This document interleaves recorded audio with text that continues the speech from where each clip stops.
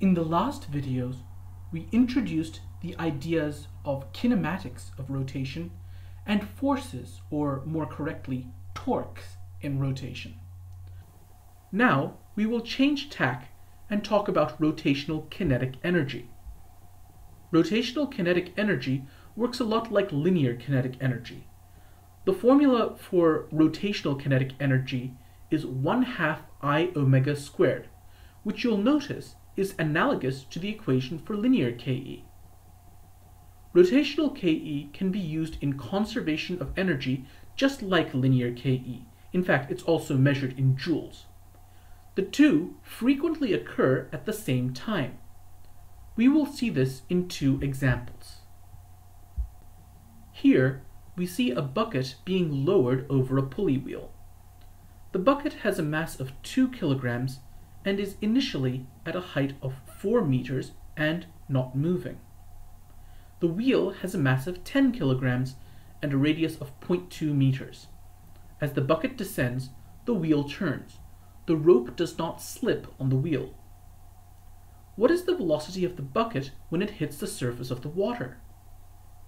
First, we need to find the moment of inertia of the wheel.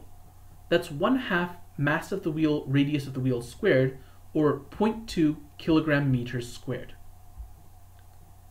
Initially, the bucket has gravitational potential energy. By the end, that potential energy due to gravity has turned into two forms of energy: the linear kinetic energy of the bucket and the rotational kinetic energy of the wheel. The rope does not slip on the wheel. That means the linear velocity of the rope equals the linear velocity of the rim of the wheel.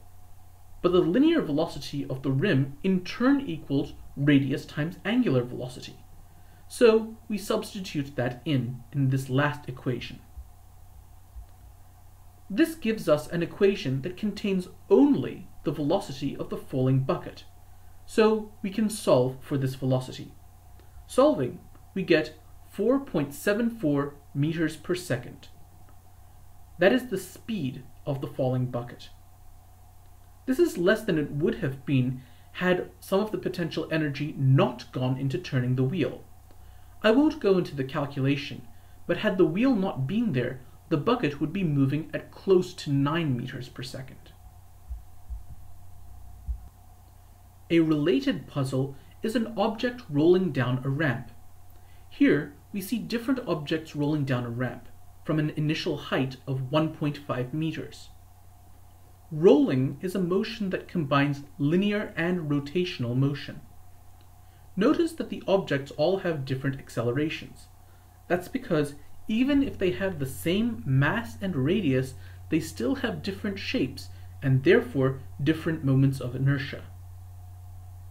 Let's focus on the sphere. It has a mass of 20 kilograms and a radius of 0.5 meters. Like before, we solve for its moment of inertia, 2 kilogram meters squared. And like before, its initial potential energy gets turned into linear kinetic energy and rotational kinetic energy. The only difference is the two forms of energy are now present in the same object.